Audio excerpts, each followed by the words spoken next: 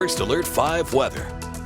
And what a perfect backdrop for the start of my forecast. Check out these cotton candy pink skies. The photo taken by Steve Shugart out in Custer County, the West Cliff area. This right here, the snowy peaks of the Sangre de Cristo Mountains. Now, east of the mountain areas and along the interstate out into the plains, we are talking about the potential for, again, another high fire danger threat. Tuesday into Wednesday, the red flag warning for today has been allowed to expire as of 6 o'clock. But it goes back into effect tomorrow morning at 11 and goes through 6 p.m.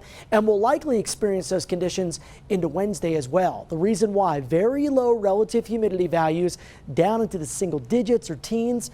That, coupled with the wind and the dry fuels, could lead to explosive fire growth potential. So if you see smoke or smell smoke, be sure to report that immediately. Now, the area included in the red flag warning is from southern El Paso County all the way down to the I-25 corridor and then out east towards Prowers and Baca County out across the southeast plains. Today, temperature-wise, it was nice and pleasant, but I don't know, is it a little bit early to experience this time of warmth, or are you enjoying these late winter temperatures? And today in the Springs, we were just 2 degrees shy of a record at 68 degrees. Pueblo, 74, knocking on the doorstep of that record of 75 set just 4 years ago, but not quite getting there. Days are getting longer, so a little bit of twilight left this evening in downtown Colorado Springs, where temperature is still a nice and mild 57 outside. Elsewhere, we have some 40s and 50s up towards Monument, Woodland Park, and Denver. Low 60s out towards Pueblo, 66 La Junta, 44 in Rye right now, 58 in Walsenburg. Still seeing some lingering strong breezes coming out of the southwest, but I think these winds are going to continue to weaken here over the next couple of hours and should be relatively quiet throughout the overnight.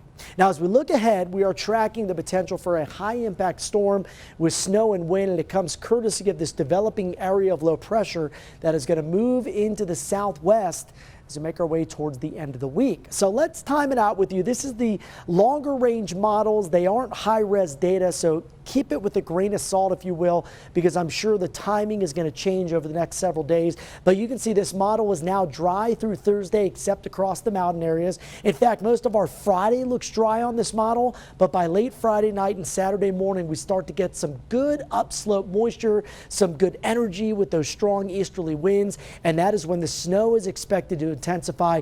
The wind is expected to pick up, and this could be a slow moving system with several bands of moderate to heavy snow through the day on Saturday, and I think it eventually lets up as we make our way into Sunday. Again, in terms of intensity and timing and the track of that storm, those details will only become clearer over the course of the week, so make sure to stay tuned. Overnight low tonight, down near freezing in Monument and Woodland Park, but most of the rest of us outside of the mountains, mountain valleys, actually above freezing. Tomorrow, another warm day, but maybe a little cooler than what we saw this afternoon. Tomorrow looks like the warmest day of the next 7. Still windy, though, Wednesday into Thursday. And then here comes the snow. Friday, we go 2 on the impact scale. That potential for heavy snow and high snow amounts increases Saturday, and you're looking at a 3 on the impact scale in the Springs.